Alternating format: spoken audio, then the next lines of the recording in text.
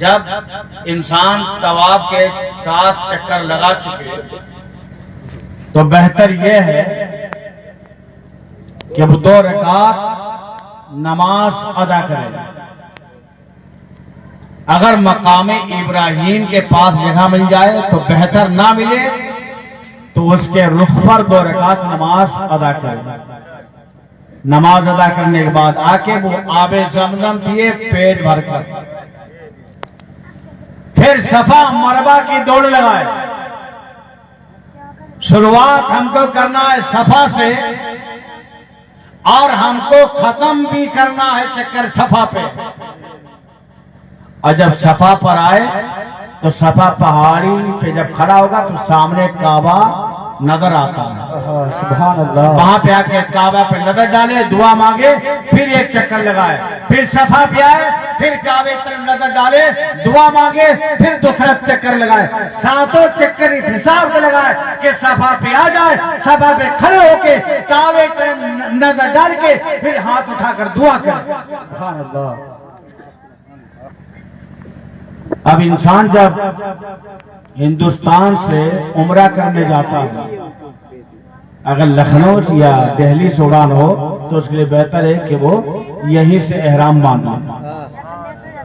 और जब हवाई जहाज पे बैठे जब उड़ना शुरू हो तो यहीं से उम्रा की नियत भी कर ले, इसलिए कि रास्ते में मीकात होगा। अगर आंख लग गई मीकात के आगे निकल जाएंगे तो हमारे सामने दिक्कत आ जाएगी। तो हम पहले ही से नियत कर लें उम्रा की। जहाज में जब बैठे उड़ना शुरू हो आप नियत कर लें। मीकात रास्ते में पड़ जाएगा, आपकी नियत पहले से होगी, एहराम बांधे होंगे। इसी एहराम पे जाके आप जद्दा उतरेंगे और इसी एहराम पे जाके आप सीधे उम्रा करेंगे, यानी पहले आप तवाफ करेंगे फिर सफा मरवा की दौड़ लगाएंगे। लेकिन एहराम की हालत में आप जिस्म का मैल भी नहीं छुटाएंगे, बाल भी ना टूटने पाए और एहराम ऐसे ना खोले। आप जब सफा मरवा की दौड़ लगा चुके हैं तो अपने बालों को मुड़ाएं। जब आपके बाल मुड़ गए तो आपका उम्रा खत्म हो गया, अब आप अपना एहराम खोल सकते हैं। लेकिन बाल नहीं मुड़ाए और आपने एहराम खोल दिया तो ये आपके लिए बेहतर नहीं होगा, आप पर दम हो जाएगा। इन चीजों का ख्याल बहुत जरूरी है। और सर पे एक भी बाल ना रहे, आपने पहले बार मुड़वा दिए, दोबारा फिर चाहते हैं कि उम्रा करें तो आपको चाहिए कि आप मस्जिद आयशा जाएं। मस्जिद आयशा में आप एहराम बांधे। एहराम चाहे आप अपने कमरे से बांध सकते हैं। एहराम जो कपड़ा बगैर सुला होता है वो आप अपने रूम ही से बांध के जाइए। वजू भी आप यही कर लीजिए। मस्जिद आयशा आपको जाना पड़ेगा। मस्जिद आयशा जाके आप उम्रा की नियत कर ले, वहां पे 2 रकात नफल अदा करें, उसके बाद आप उम्रा करने आए। अगर आप 7 दिन रुकेंगे तो आप 7 उम्रा कर लें। लेकिन हर उम्रा करने के लिए आपको मस्जिद आयशा जाना पड़ेगा। सुभान अल्लाह। लेकिन बहरे मुस्तफा की शान, अगर हम मक्का शरीफ में हो और बार बार उम्रा करना चाहे वो आपकी हिम्मत पे है। आप दिन में 1 उम्रा कर ले, आप चाहे 2 उम्रा कर ले। उम्रा किए कि आपको मस्जिद आयशा जाना है, एहराम माँ का नियत करके आना है, आपको 7 चक्कर लगाना है, सफा मरवा की दौड़ लगाना है, बाल मुड़ा देना है, आपका 1 उम्रा हो गया। अब दोबारा फिर आप उम्रा करना चाहते हैं तो फिर आप मस्जिद आयशा जाइए, फिर वहां की नियत करके आइए, फिर आप 7 चक्कर लगाइए, तब आपके 7 चक्कर सफा मरवा के फिर आप बाल मुड़ा दीजिए। अगर बाल नहीं हो तब भी अस्तर आप लगवाइए। आप उम्रा फिर 1 हो गया। आप जितने चाहे उम्रा कर लें वो आपके ऊपर है। लेकिन मदीना शरीफ में अगर जाए तो मदीना शरीफ में पहुंचने के बाद आप रोजाना कोशिश करें मस्जिद कुबा जाए, वहां पे 4 रकात नमाज अदा करें। मेरे आका ने फरमाया है कि जो इंसान मस्जिद कुबा में 2 रकात नमाज अदा करेगा उसको 1 उम्रे का सवाब मिलेगा।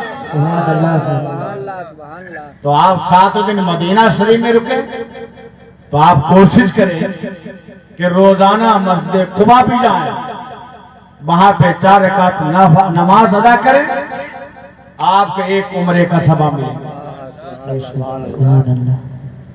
मक्का बड़ी फजीलत वाला है, लेकिन मदीना भी बड़ी फजीलत वाला है।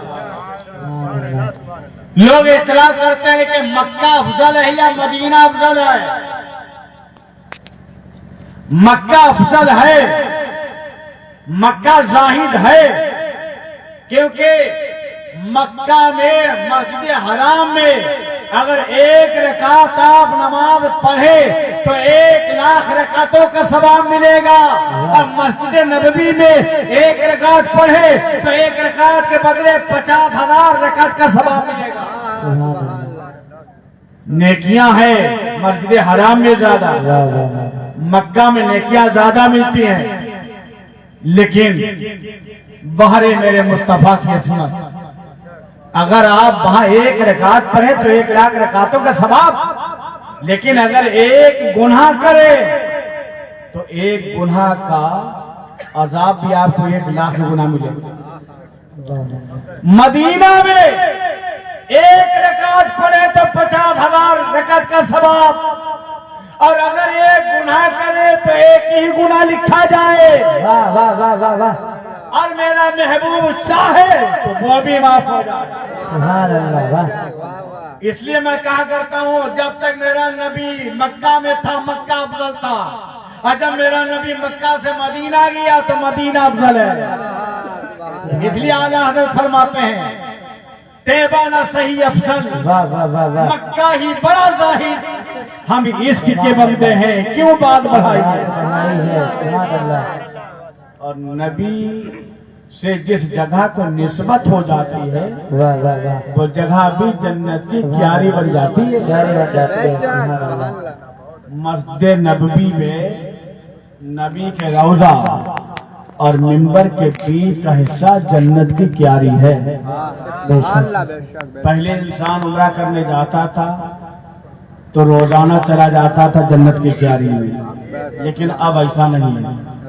अब वहां के कानून कुछ बदल गया है।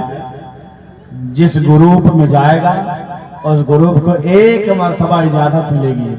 7-8 दिन मदीना में रुकना है, 1 बार उसको इजाजत मिलेगी, 1 बार ही जाता। जनाब हाजी सगीर साहब तो जा चुके हैं, तो वहां जब आप जाएंगे जन्नत की क्यारी में तो पुलिस भी होगी, कोशिश करेगी आपको जल्दी निकालने की। तो नया आदमी जो जाता है वो 2 रकात अदा कर पाता है, जब तक पीछे से पुलिस वाले आ जाते हैं, निकाल देते हैं। एक तरफ से दाखिल करते हैं, दूसरी तरफ निकाल देते हैं। लेकिन कुछ लोग ऐसे होते हैं जो दाखिल में पीछे से नमाज पढ़ना शुरू कर देते हैं, और ये ज्यादातर हम सुन्नी हजरात करते हैं, क्योंकि सुन्नियों की मोहब्बत ही निराली है। वो चाहते हैं कि जितना वक्त जन्नत की क्यारी में गुजर जाए उतने अफजल है। जैसे दाखिल 2 रकात के लिए बांध ली, ज्यादा पीछे से बढ़े फिर वहां पे बांध दी, यानी बांधते बांधते सुन्नी हजरात जो है काफी वक्त लगा देते हैं जन्नत की क्यारी में। हालांकि जितना वक्त वहां पर मिल जाए तो अच्छा है। अब जन्नत की क्यारी उसको कहा गया, क्यों? क्योंकि उस जगह को निस्बत हो गई मेरे नबी की आने जाने से। क्या कहने, सुभान अल्लाह। मेरे नबी आते थे हुजरा से, मेहराब पर, मेहराब से जाते थे हुजरा में।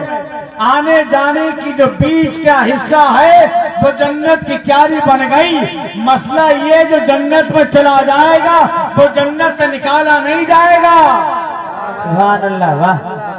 लेकिन एक मसला और याद रखे, जन्नत से मोमिन को नहीं निकाला जाएगा। वाह वाह वाह, और जो मोमिन नहीं था जन्नत में था उसको निकाल दिया गया।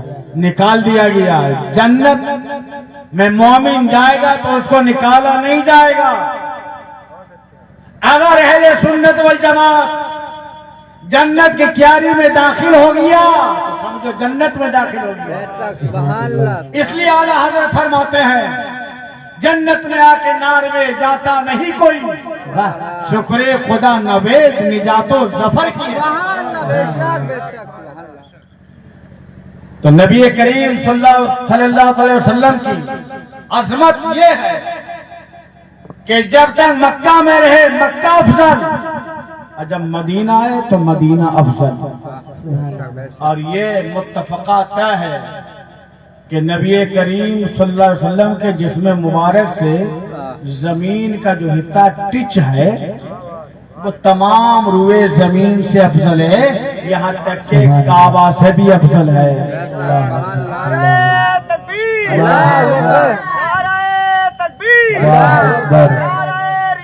या रसूल अल्लाह, या रसूल अल्लाह, सल्लल्लाहु तआला अलैहि वसल्लम का रोज़ा मुबारक जिंदाबाद। अच्छा, आप नमाज पढ़ने जाते हैं तो क्या दावत करते हैं? नमाज पढ़ने जाते हैं, क्या आप मिलादुन नबी का प्रोग्राम कराते हैं? आप नमाज पढ़ने जाएंगे तो क्या लोगों को बता के जाएंगे आज मैं नमाज पढ़ने जा रहा हूं? लोगों को दावतें पेश करना, बुलावा देना कि मैं हज करने जा रहा हूं, मैं उम्रा करने के लिए जा रहा हूं, ये दिखावा तो नहीं है। क्योंकि नमाज पढ़ने जाओ फिर दिखावा, ऐसा तो होना नहीं चाहिए। लेकिन हम सुन्नी हजरात जब उम्रा करने जाते हैं तो लंगर जारी कर देते हैं। दोस्तों, हवा को बुलाते हैं, क्यों बुलाते हैं? इसलिए नहीं बुलाते कि मैं हज करने के लिए जा रहा हूं, इसलिए नहीं बुलाते हैं कि उम्रा करने के लिए जा रहा हूं। हम सुन्नियों को खुशी इस बात की होती है कि उम्रा के जरिए नबी के रोज़े की ज़ियारत हो जाएगी। सबसे बड़ी दौलत यह है नबी के रोज़े की हाजिरी, नबी के रोज़े की हाजिरी की खुशी में हम लोगों को डालते हैं और नबी की मिलाद मनाते हैं। नारे तकबीर, नारे रिसालत, जश्न सफरे मदीना, जश्न ईद मिलादुन नबी, मदीने की गलियां, नारे तकबीर, नारे रिसालत। अब मनाना भी चाहिए, लंगर जारी करना भी चाहिए। जो जाएगा नबी के रोज़े की हाजिरी देगा उसके लिए नबी की शफाअत वाजिब हो जाएगी। इससे बड़ी भी को खुशी। दौलतमंद तो बहुत होते हैं, ये तो नसीब की बात है। बड़े बड़े भट्टे वाले रह जाते हैं, जा नहीं पाते। करोड़पति यहीं रह जाते हैं, जा नहीं पाते हैं। उम्रा करने के लिए, हज करने के लिए वही जाता है जिसको मेरे आका बुलाते हैं। लोग जाते उम्रा करने के लिए, मक्का ही से वापस आ जाते हैं। कहते मदीना में क्या रखा है, मदीना जाने की जरूरत क्या है? लेकिन हम सुन्नी जब तक मदीना ना जाए, जब तक लुत्फ ही नहीं आता। उम्रा मिला क्यों? नबी के सदके। काबा मिला क्यों? नबी के सदके। अगर नबी ना होता तो काबा ना होता, मकाम मीना ना होता, हजरत इब्राहिम ना होते, सफा मरवा ना होता। और ये सारी इबादत अल्लाह के नेक बंदों की यादगार है। सफा मरवा की दौड़ क्यों लगाते हैं? क्या जरूरत पड़ी सफा मरवा की दौड़ की? इधर जाओ, इधर आओ, उधर जाओ, इधर जाओ। और सफा मरवा के बीच में तो संगे मरमर सब बिछा है, ऐसे चल रही है। और कुछ जगह पे लाइट लगा रखी है जहाँ पे हमको दौड़ के चलना है। मर्द दौड़ कर निकलेंगे, औरतें दौड़ के नहीं चलेंगी। औरतें अपनी रफ्तारी में चलेंगी। मर्द हजरात जितने बीच में लाइट लगी है उतना हिस्सा हमको दौड़ करते करना है। वजह क्या है? हजरत हाजरा ने दौड़ लगाई थी सफा मरवा के दरमियान पानी तलाश करने के लिए। क्या आज वहां पानी नहीं है? क्या बहुत तेरा पानी। आबे जमजम में इतनी बरकत है कि इतना ही पियो, लेकिन खत्म होने वाला नहीं है। पूरी दुनिया में पानी जाता है आबे जमजम, लेकिन आज भी उसमें कोई कमी नहीं। फिर भी हज करने वाले के लिए, उम्रा करने वाले के लिए जरूरी है कि सवा मरबा की दौड़ लगा। हजरत हाजिरा दौड़ी थी बगैर, दौड़ी थी जरूरत के लिए, तू दौड़ेगा बगैर जरूरत के। और जितने बीच में हजरत हाजिरा दौड़ कर चली तो उतना दौड़ कर चलेगा, जहां वो धीरे चली वहां तो धीरे चले। अल्लाह ने हजरत हाजिरा की इस अदा को अपनी इबादत बना लिया। अब हजरत हाजिरा दौड़ रही थी जरूरत के लिए, हम दौड़ते हैं बगैर जरूरत के।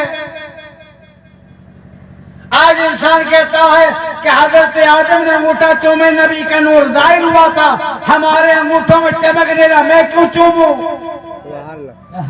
तो ये नहीं देखता कि हजरत हाजिरा दौड़ी थी जरूरत के लिए, हम दौड़ते बगैर जरूरत के। हालांकि आजकल वहां पानी की जरूरत नहीं हमको है, पानी बहुत देना है। इसी तरह हजरत आदम ने चूमा था अंगूठों को, जब नूरे मुस्तफा उनके अंगूठों में जाहिर हुआ, हमारे अंगूठों के अंदर आज से चमक नहीं रहा, मैं देख नहीं रहा हूँ, लेकिन हजरत आदम की सुन्नत को आज भी मना कर रहे। बहुत खूब, सुभान अल्लाह, सुभान अल्लाह। अब हजरत हाजिरा सफा मरबा पे दौड़ी। ये सफा मरबा दो पहाड़ियां है, सफा और मरबा। एक को सफा क्यों कहते हैं, एक को मरबा क्यों कहते हैं? हजरत आदम अलैहिस्सलातो तस्लीम को जब जन्नत से निकाला गया, रुए जमीन पर आए, काफी दिन बिछड़े रहे। हजरत आदम घूमते घूमते हुए जमीन पर कहां पहुंचे? सफा पहाड़ पे जी। और हजरत हाजिरा कहां पहुंच? हजरत हव्वा पहुंची मरबा पहाड़ पे जी। हजरत आदम सफीउल्लाह की निस्बत से पहाड़ का नाम सफा पड़ गया। और इमरातुल माने औरत आता है, इमरात की निस्बत से एक पहाड़ी का नाम मरबा हो गया। अब हाजी और उमरा करने वाली की हुक्म है कि तू सफा मरबा के दरमियान दौड़ लगा। रब्बे कदीर इरशाद फरमाता है, इन्न सफा वल मरवता मिन शारिल्लाह फमन हज्जल बैता अभी तमरा फला जुनाहा अलैहि अन यतवफा बिहिमा। जो हज करे या उमरा करे उस पर कोई गुनाह नहीं है अगर वो सफा मरबा के दरमियान दौड़ लगाए, कोई गुनाह नहीं है। इसलिए गुनाह समझा गया क्यों? नबी करीम सल्लल्लाहु अलैहि वसल्लम के जमाने से पहले काबे को मुहतरम माना जाता था। इस काबे के अंदर एक मर्द और एक औरत ने जिना कर इर्तिकाब किया। मर्द का नाम था असाफ, औरत का नाम था नाइला। जब इन्होंने काबे के अंदर जिना किया, परवरदिगार आलम ने इन दोनों की सूरतों को मस्क कर दिया। ये पत्थर के बन गए। लोगों ने इबादत के लिए जो असाफ था उसकी मूर्ति को सफा पे रख दिया और जो नाइला औरत थी उसकी मूर्ति को मरबा पे रख दिया, क्योंकि मस्क सूरतें हो गई थी। अब लोगों ने इसलिए रख दिया था कि आने वाले लोग नसीहत हासिल करें कि दोनों इंसान ऐसे है। इन्होंने काबे के अंदर गुनाह किया, परवरदिगार आलम ने इन दोनों को पत्थर बना दिया, इनकी सूरतें मस्क कर दी गई, तो रख दिया गया था सफा मरबा पे इबरत हासिल करने के लिए। लेकिन धीरे धीरे नस्लें आती रही, जिनके सामने रखा गया वो चले गए, दूसरे लोग आए। अब वो सफा मरबा के दरमियान दौड़ते, जब सफा पे जाते तो असाब को चूम लेते और जब मरबा पे जाते तो नाइला को चूम लेते। वो इन मूर्तियों को चूमने लगे। जब नबी करीम सल्लल्लाहु अलैहि वसल्लम ने हुक्म दिया कि तुम हज करो, उम्रा करो, सफा मरवा के दरमियान दौड़ लगाओ। तो बाद सहाबा ने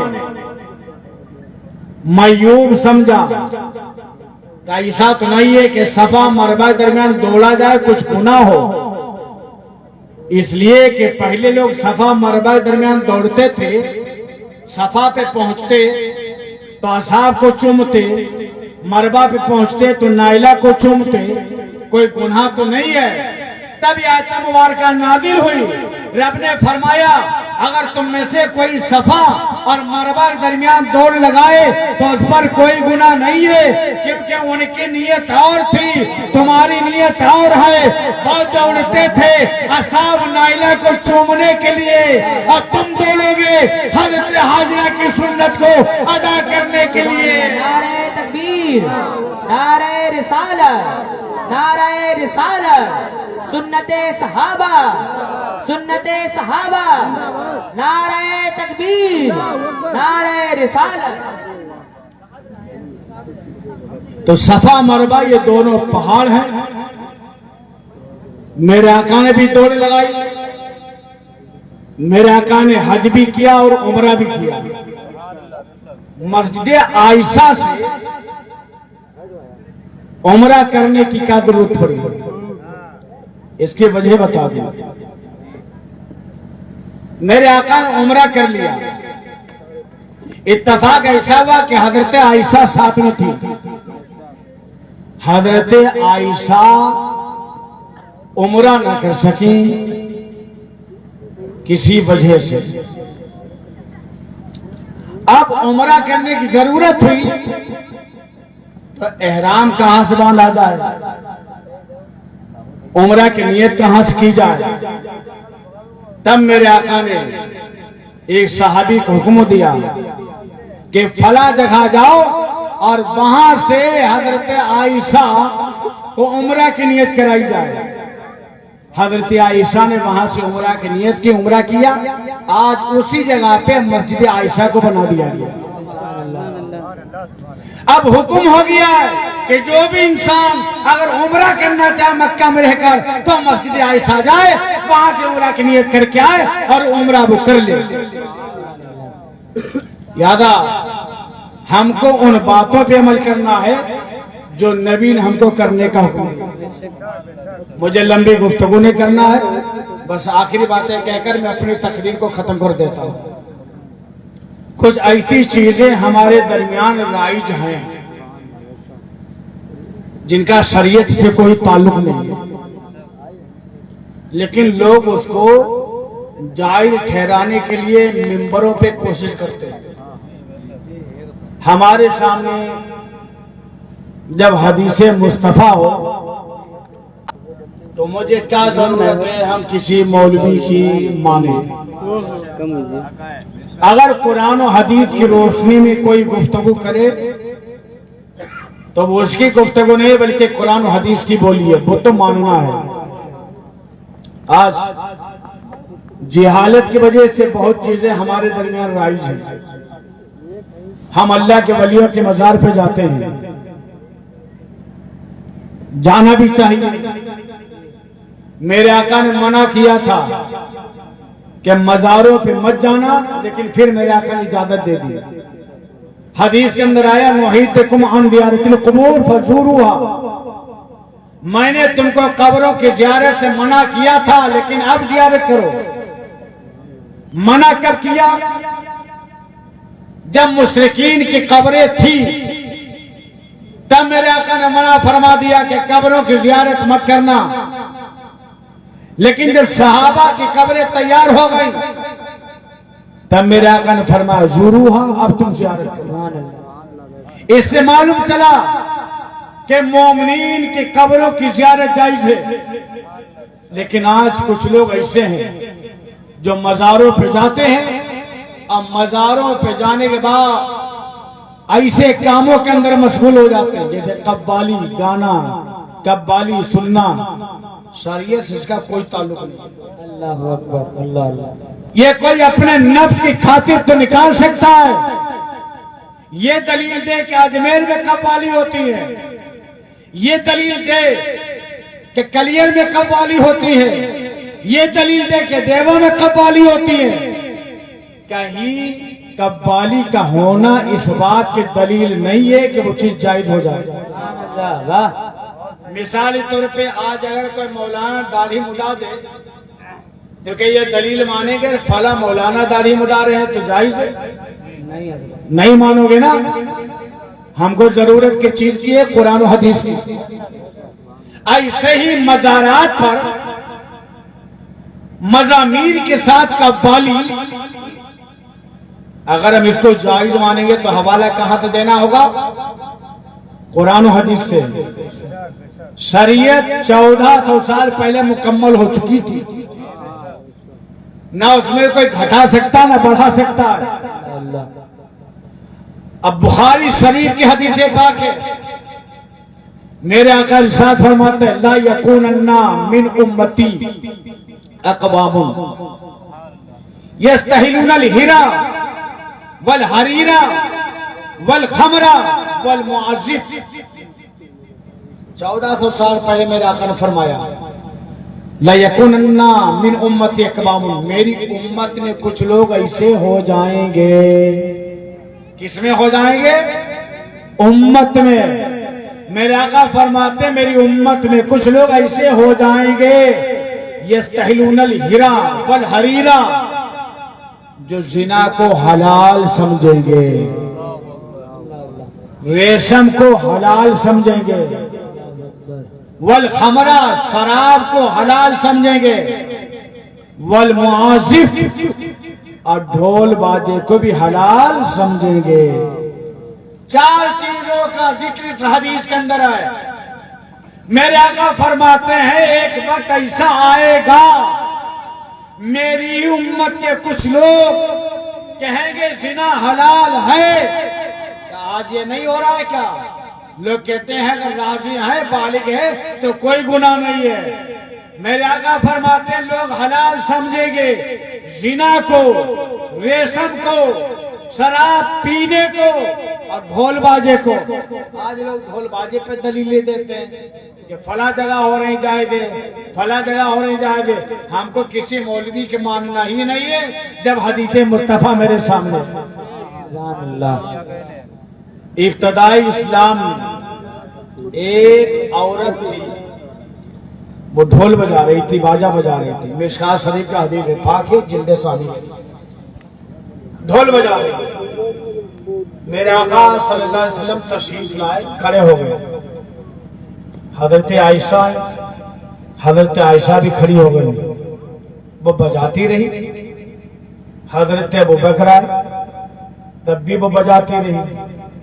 जब हजरत फारूक आजम आए तो उस काली औरत ने अपने ढोल को अपने सुरीन के नीचे रख लिया, उसके ऊपर बैठ गई, ढोल को छुपा लिया। मेरे आका ने क्या फरमाया? हजरत उमर से तो शैतान भी भागता है। क्या मालूम चला कि ढोल बजाना सही नहीं था। मेरे आका आए वो बजाती रही, हजरत आयशा वो बजाती रही, अबू बकर आए वो बजाती रही, लेकिन जैसे हजरत उमर आए ढोल को छुपा लिया। मेरे आका फरमाते उमर से शैतान भी भागता है।